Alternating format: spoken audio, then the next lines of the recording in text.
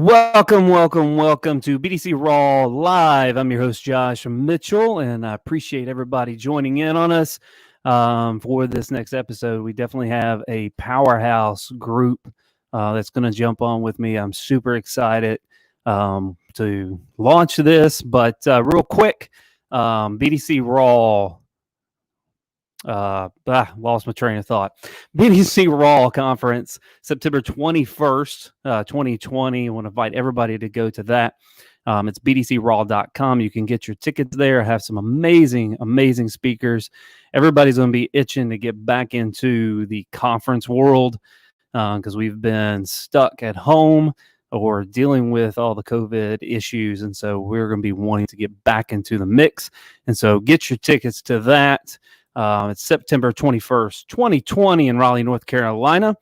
But we are going to be talking about leveraging human capital to obviously maximize your results. So I have got a powerhouse group here. I'm going to bring them in. I've got Denny Eubanks, Steve Roessler, the man. What'd you guys call him earlier? Peacock. The Peacock. And then I have Matthew Casebeer. Welcome, guys. Denny and Matthew are with Capital Automotive Group, and I believe it's Salem, Oregon. Am I correct? Correct. Yes. Salem, Oregon, all the way on the other side. I'm in North Carolina, so they're all the way on the other side of the globe. Well, not the globe, but the states. And so welcome to the show, guys. And Steve, I guess you're here. I mean, I haven't said a thing yet, Josh. I mean, I'm not in any of your promo videos, so I'm hurt. Do I need to do? I'll redo it. Put the Peacock in there. You can take the picture of you flexing off and add his face there. Right there, the muscle. Yeah, right there. So Steve, you kind of have dived into doing the stakes, this study with these guys, and we've always, what I loved about this is for BDC managers, we bark orders about get your task done. I know Denny, you've probably been there where you're hovering over people trying to get their task done.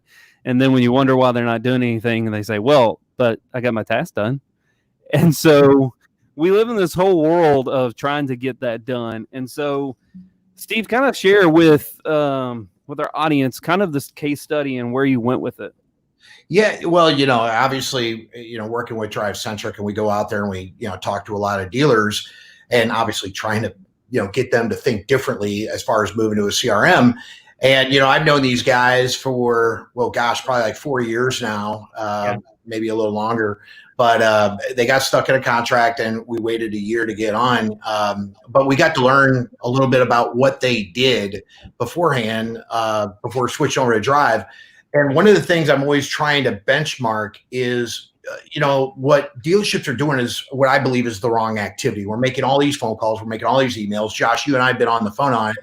And so when we approached Matthew and his whole team, we said, man, these are all the things we could do all in the CRM. And I don't want to steal their thunder, but they've kind of committed is really, I think, the good word to be used to think differently for when you switch a CRM, how can we be different? And what are our communication channels? How can we be more efficient from the BDC side, given the way that they handled their store?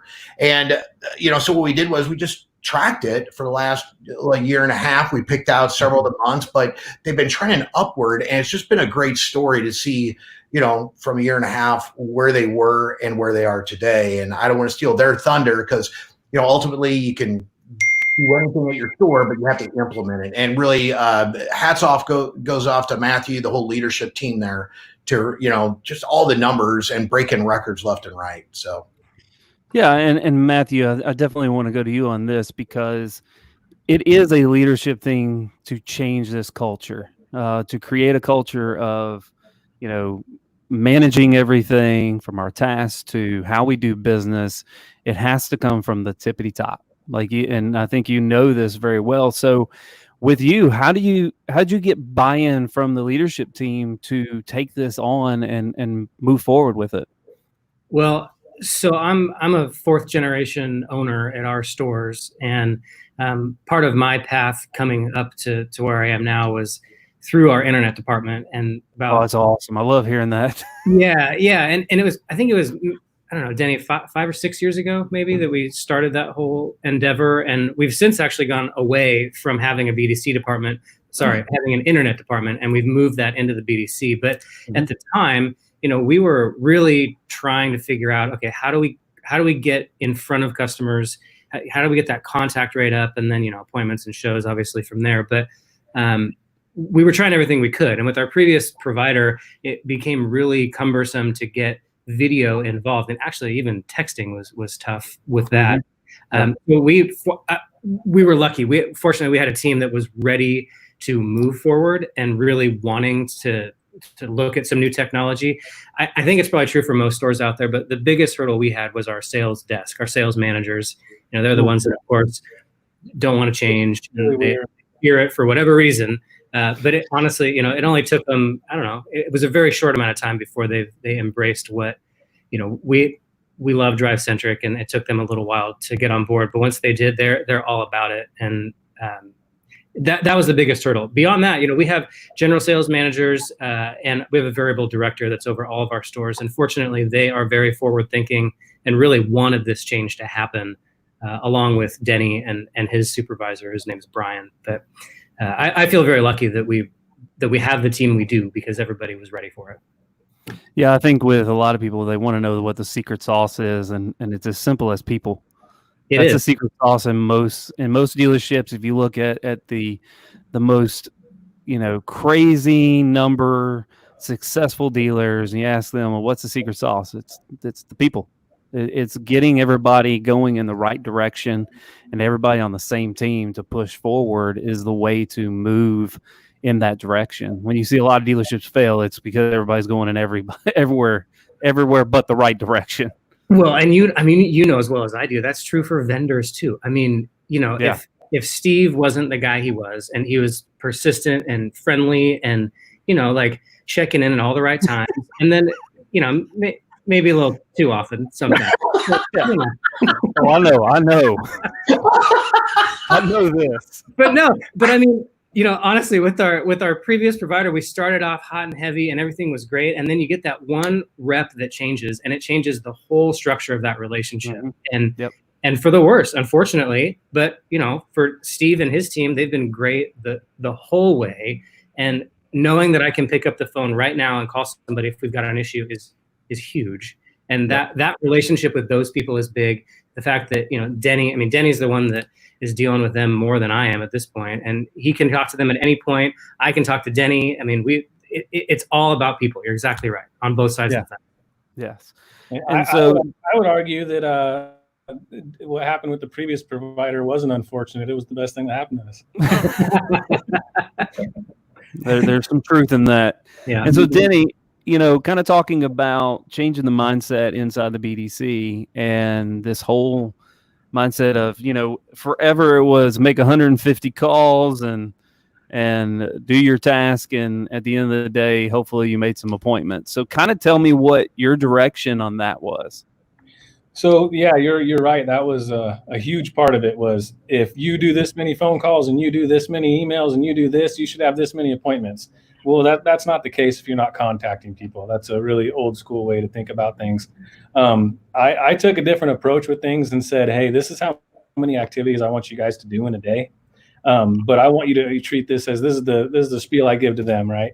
This is like a barbershop. That's your chair. You keep earning, you can keep your chair. You don't earn, you're going to get replaced in your chair.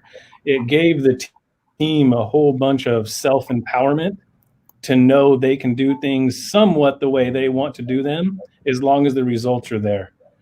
Obviously, there's still some structure. You can't just have the Wild West. So there's some structure, but empowering the team to, hey, if this customer needs emails, email them. I don't need you to call them. If this customer wants text messages and they don't want email, text them. It was changing up the mindset of what tasks to do and just communicate with people. And it made us a lot more human to the customers. Yeah. And Steve, it's like I'm talking to the beardless me right there. Like he's talking my language here. Because it is it is creating that environment where you don't have to micromanage. It is earning your seat, obviously, but creating that buy-in, that it's all about communicating with the customer. If the customer emails you, that's probably going to be their form of communication. Go with it. Because for years and years and years, you look at all the training from Cardone to you name it, they're all about making the phone call. And sometimes in this generation, especially for me, like I'm late millennial, I'm 38 years old, probably the last in that millennial bucket, but I don't like phone calls. I don't like phone calls. When you call me, I'm like, yeah, don't. But text message, you can get to me just like that. And I'm going to read it and I'm going to respond. And, email is, I hate email, but it is still a form of communication that we have to keep. And so pounding that, you have to make 150 calls or 100 calls, and you have to do this, kind of gets people bogged down into this just mundane BS that happens inside of a BDC. And I think you ultimately aren't going to drive the results because they're going to be doing the task to do the task. Yeah, since we made the switch of doing things that way, I've lost very few reps. So talk about that, because I think a lot of times you have, when you go in and you kind of switch how you're going to do things, and you set the bar high and you say you have to earn your chair or you're out. Kind of tell me how that went, because some people get scared to death of that. So I know people get scared of it, and my mentality going into this is if you're scared of it, you're not the right rep for me. Mm-hmm. If you're worried about your hourly wage, and you're worried about your hours, and you're worried about all this other stuff other than performing, you're not the right person.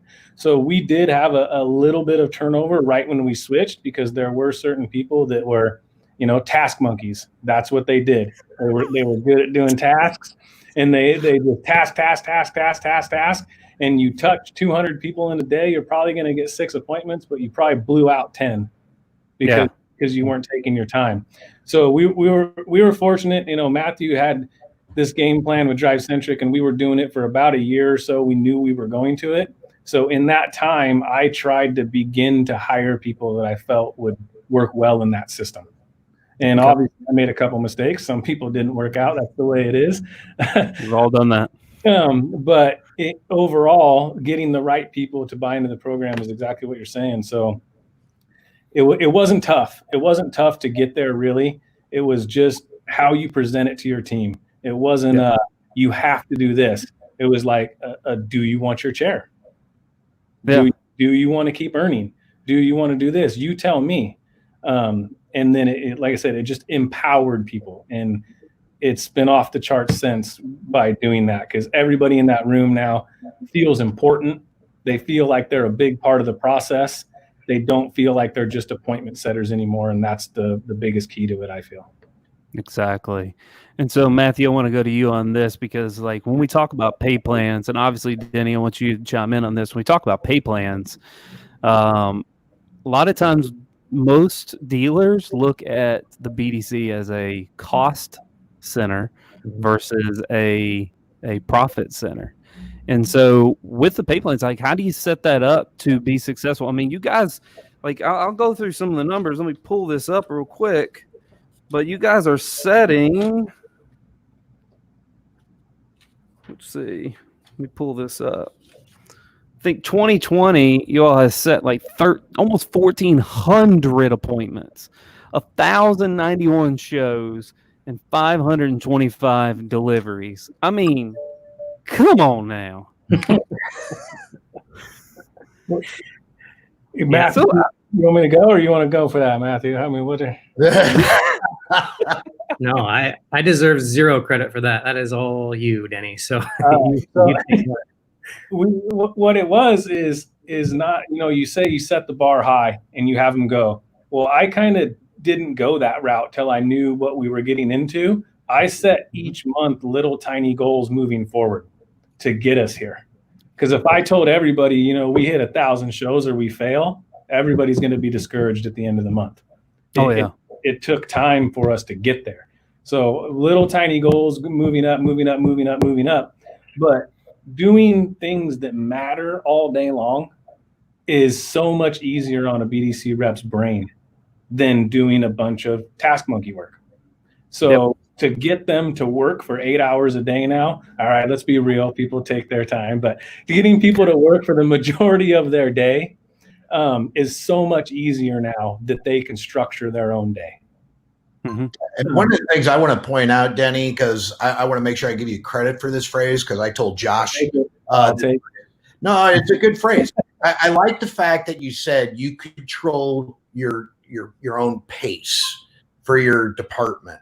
And I think from an efficiency perspective, because, I know Josh is referencing, the May numbers versus the August numbers, what we showed in the study, and your lead count went up tremendously. But I would tell you, Josh, tell them your philosophy as far as controlling your own pace, because I think that's a big part of the efficiencies of what your department's seeing. Sure. Yeah. It's, I have some reps that it takes them all day to get their stuff done. I have some reps it takes them 4 hours to get their stuff done. But as long as they're getting their stuff done and producing the numbers, I'm not worried about comparing X person to O person. You know what I mean? Every person's an individual.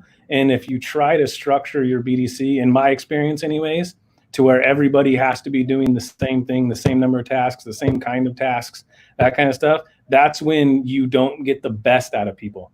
You get the best out of them when they can control their own pace, control their own task volume.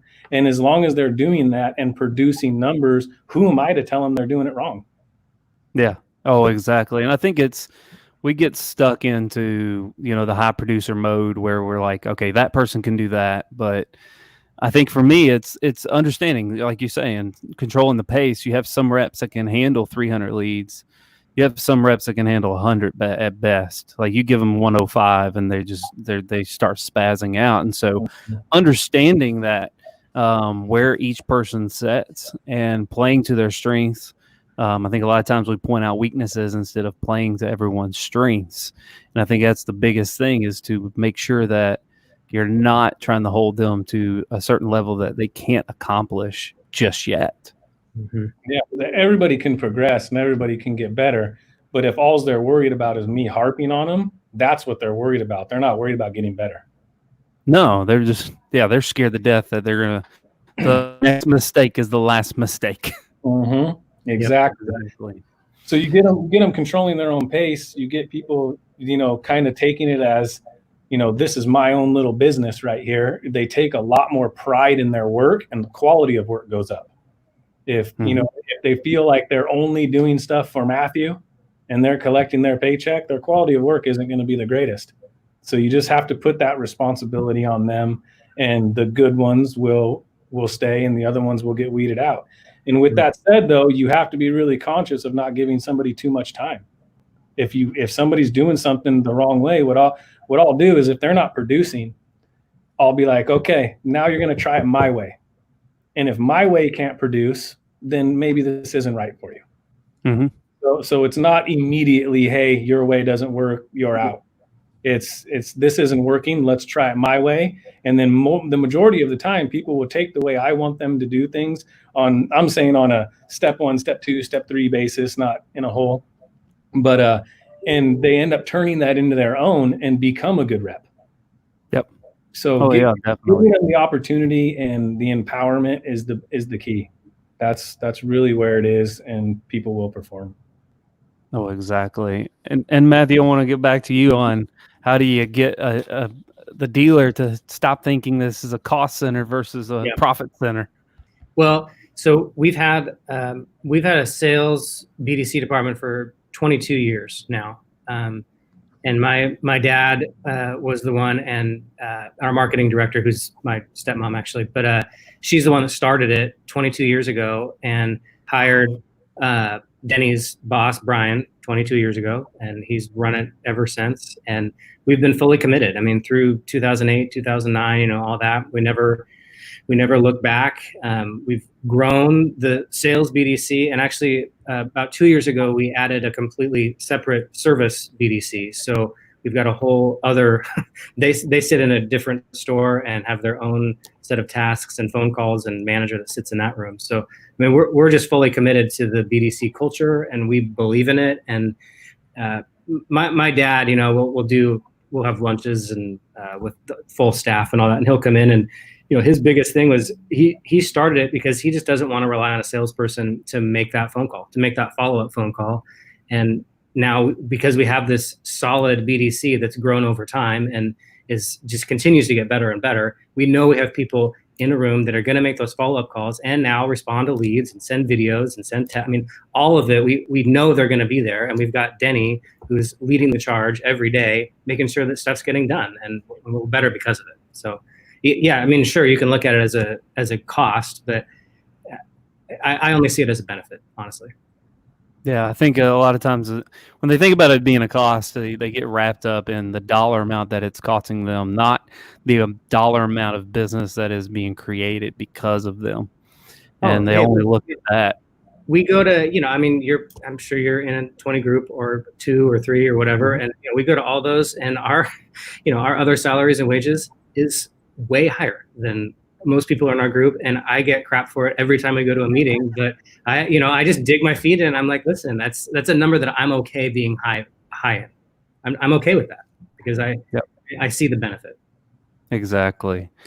And so, you know, when we're talking about, you know, you're talking about texting, video, email, phone calls, like what's the number? Like I was talking to Steve about this. Like, what's your number? What are you looking for everybody to get out of it? Before you're like, well, you only did 10 tasks all day long. Like, what the heck just happened? Because there is a pace where it's like, what pace were you going at today? So, kind of what's kind of your guideline? What do you usually go for to set for your boundaries? So I'm an either or kind of guy on that, and meaning I want 120 tasks a day, no matter what they are, what's going on, because you start texting back and forth with somebody a whole bunch of times, your tasks are going to go up. I don't feel it's hard. Our room's actually averaging about 160 tasks because they can do it on their own. But the or part of it is I don't care how many tasks you have if you put up 8 appointments. If you put up 8 appointments, then you've won. You've done what I've asked you to do, and the only reason I've set these task rules is to get there. It's not to be a dictator or manager to make myself feel good. I set these goals because I feel that's what it takes to get 8 appointments. But if you get 8 appointments and you're at 80 tasks, I'm going to high five you. It's not a bad thing. Yeah. And I think, I think it's critical that, you know, we look at it that way, because I think a lot of times, like you say, we go into task management and we're like, but you didn't finish your task and your tasks are getting overwhelmed. Well, but I'm producing. Like I am still getting the job done. Could I push a little harder is the biggest question. And I think for you, like for me, you got 8 appointments. Can you get 10? Can you push a little harder? That would be my thing that I would push for in your shoes, because I feel like, well, if you can get 8 and it's 2:00, like let's go for 12, 14. Yeah, by no means is anybody done at 8. That's just when I don't start counting their tasks anymore. And that comes back to people. I don't have one person in that room who's satisfied with 8. Yep. You know what I mean? They all want more. They want more. They understand the money's there. They understand what Matthew and his family has done to create the culture for BDC and how much respect the BDC gets because of what we do. And no one in that room wants to lose that. Well, we focus on it. I mean, our nightly numbers that go out from our sales desk, each one of them has the number of appointments for the next day. So everybody's looking at how many appointments. And, when we see there's only 2 appointments for tomorrow, I mean, people are like, God, that's frustrating. And they don't get frustrated with BDC. It's like, all right, well, what do we need to do? Like, what can we do to help, generate more traffic? And then every Monday morning when we do our weekend numbers with all of our managers, right on that sheet is the traffic and write-ups and demos and all that. But we also include appointments and shows and sales from BDC because we want to see what they're doing.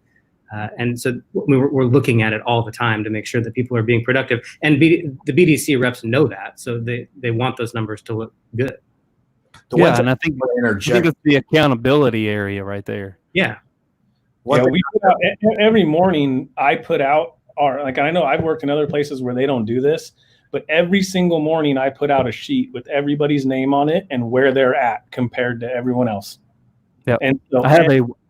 whiteboard in my office that has that. So we update that every single morning. So you know where you are on internet leads, on set percentages, on sets and shows and solds every single day. So, and everybody comes in the morning, to go check it, see where I'm at.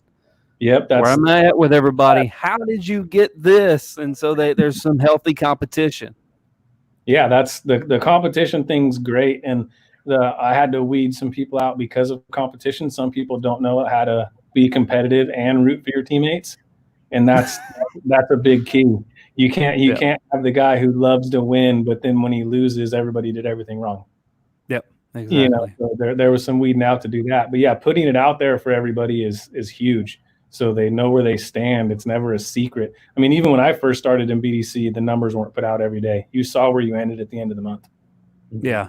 And I think that helps you with the oh crap, conversation. A lot of times people wait till the 30th to have the what the hell happened to you conversation, when the reality is when you put it up on your board or you're putting it up and everybody can see that, that's a daily conversation that you're having with that rep, because they're like, this is not working. Like what's happening? Why is this, why are your numbers as short as they are right now? And what can I do as the leader to help push you forward to make sure that nothing happens? You don't have a crappy month, because if you have a crappy month, I have a crappy month. So I don't want that to happen. And so getting everybody on board with that and throwing that out there in front of them. Yeah, that's Steve, that's the way it is. Yeah. And Steve, you had something? Well, I was going to just acknowledge the fact that, I think what they do a really good job of, and Denny, you could probably comment on this, and how the BDC, how you're going to be working strategy, at home and at work policy. But I think what they do, the mentality, just when you look at their show rates from the appointments that are set, I'd like to think that the sales and the BDC are probably working more in harmony than ever before. Because it's not just a bogus appointment that a BDC is getting paid on. They know that they're scheduling something because they're going to show up. And that's, I think, Denny, you ought to speak to that, because your show rate from your appointment is just, it's outstanding. Yeah. And something, I don't know what most other BDCs do, but we don't pay anything for an appointment. If they don't show, you don't get paid. So they have all the incentive in the world to make sure that person shows up. And then we have all the trust in the world for the sales department to take over from there and get the car sold. Mm-hmm. But they know that when we bring in an appointment, it's an appointment. It's not someone coming for popcorn. Yeah. But you do have popcorn, right? Yes, and pancakes. I just scared me there. I want to make sure you had popcorn still. Gotta have the popcorn. But yeah, I mean, the sales desk have trust in the appointments that come in, because we incentivize the BDC to make sure that there's an opportunity there. And that's a culture thing. I mean, we've definitely had struggles. I mean, Denny, you've seen it since you've been here. Like, we've gone in waves where the sales desk, for whatever reason, doesn't want to help, or salespeople don't trust that appointment that comes in. We've really grown into it, based on the culture that we have at the store, and that's grown over time. Obviously, it's not like it's been unicorns and puppy dogs the whole time, but we just did a good job of really continuing to push and in a very positive way, and highlight the successes of BDC, and beyond that, the sales department, and how it all ties together. And it makes it easier too. For an example, all of our top salespeople are heavy users of BDC, and they voice that to other salespeople. Yep. So it builds this trust, and it's been steamrolling for a while, because Matthew was 100% right. It has not been like this forever. When I first came up to BDC, it was it was okay, but when I asked my manager when I was leaving the sales floor to come up to BDC, I just wanted the hours and stuff. I had no idea what was really going on. I said, "What's the BDC?" And the answer was, "I'm not sure. You'll have to ask them." So fair enough. Yeah, so I said, "Okay, I'll dig in," and then it actually motivated me to help, because I've known Brian for a long time, and Matthew and the family have been really good to me. But it really motivated me to do the best I can to change the perception of BDC. Yeah. And I felt like I've done a fairly good job of that over the years. And it's just communication, and you have to give and take sometimes. And some people aren't willing to take anything. They want to give it all. And so I was willing to listen to people and change the way I talk to people on the phone and the kind of appointments they came in, and it all worked out. Yeah, I think it's when you look at issues with sales versus a BDC, it's because they silo them. It's the sales department and it's the BDC, and I think you have to. They're married together. They are the sales department. There is no BDC or sales. It's the sales department, and I think that's where a lot of issues come about, is that they silo them, and then it's like the BDC does this, well, the sales department does this, and that causes all the back and forth that you're saying. Like, you have to navigate through that, and sometimes it's not unicorns and rainbows. I think the other part of it too, Josh, is, and Denny, you can agree or disagree, but I think, for a while there, it was the BDC was the place where if you weren't a successful salesperson, you went to the BDC. So, then the sales floor looked at it like, well, they weren't a good salesperson. Why are they going to be a good BDC rep? And we've morphed into, the freshest people we have in that room are people that came because they wanted to be in the BDC. They knew what the job was. They believe in our culture, and they're great. I mean, they've had a huge success. They're not just like the throwaways that didn't work somewhere else. It's people that want to do the job. It's a completely different deal. I'll chime in on that, because when we did go from the structure of having an internet department and a BDC, and then just turning it into like a BDC internet department, we took a couple of their top people and we tried them, and they lasted about 2 weeks, couldn't handle the workload. Yep. It's insane when you get that. It's insane, because I've had, I had a gentleman that I worked with at Dan Cummins Chevrolet, and he broke his leg. He was a salesman, broke his leg. Well, he can't hobble along trying to sell cars on a 15 acre lot. It's just not possible. And so he came back to the BDC. I took him in and started working with him, and he had 10 times the respect for the BDC, because, like, you get he got the calls for the $1,500 car that barely runs 20,000 times. He got the calls for best price and beating him up and not answering the phone and all of that. So he had this huge respect for what the BDC did. So when he got healed up and headed back out there, he was a 10 times better salesperson, because now he knew how the BDC operated, what needed to be done, what are some of his bad habits he had as a salesperson, like not putting notes inside the system. Right. And so he eliminated those and had a better respect for them. Yeah.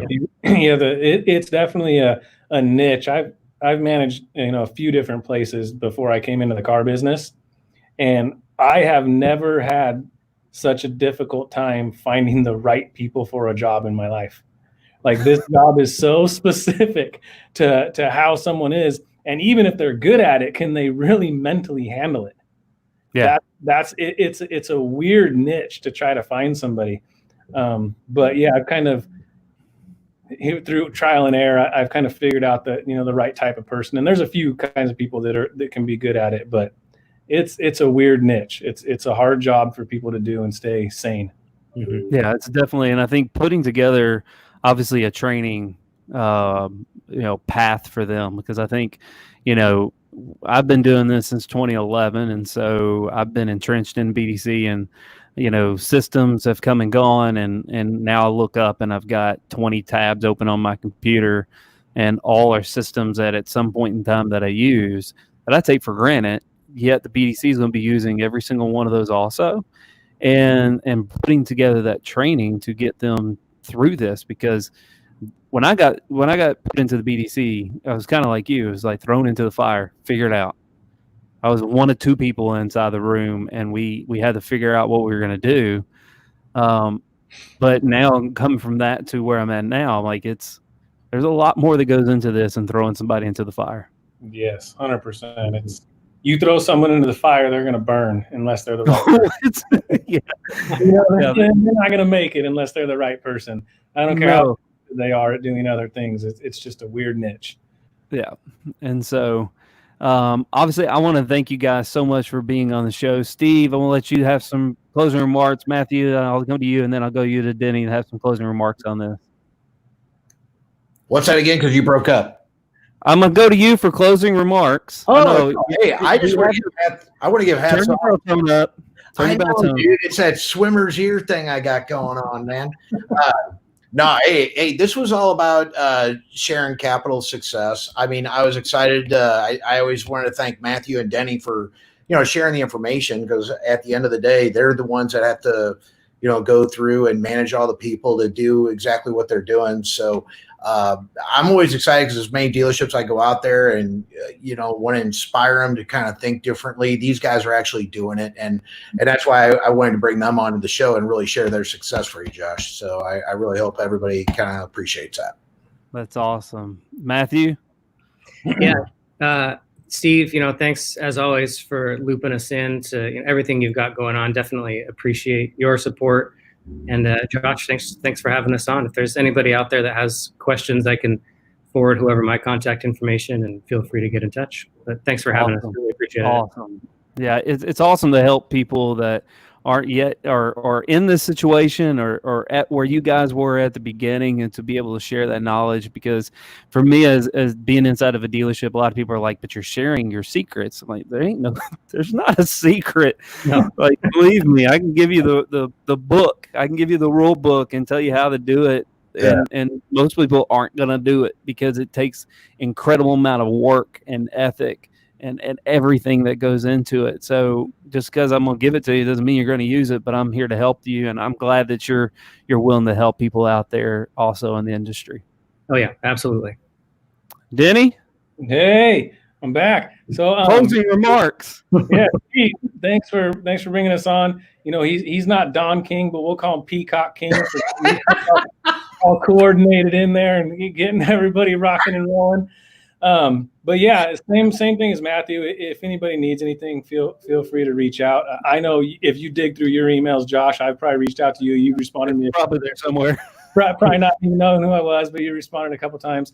But yeah, it's about buying in, like you said. And if it doesn't start at the top, like with Matthew, then everything else falls apart. And that's probably the biggest thing people can take from this is do your process, make sure that from the top down, everybody's supported, and you can succeed that way. Yep. Awesome. I appreciate you guys. Appreciate everybody who's listened in. If you're listening to this at the tail end and you didn't catch it at the beginning, obviously you can catch it on the replay. And also this will be up on podcast form at BDC Raw at any of your podcast forms. If you're on Apple, if you have an Android, whatever Android does, I don't know what kind of thing they do, but you can find they have a podcast thing, but you can check it out on there. And I appreciate everybody for tuning in, listening, and everybody have a great day. Thank you guys. Capital. Yeah.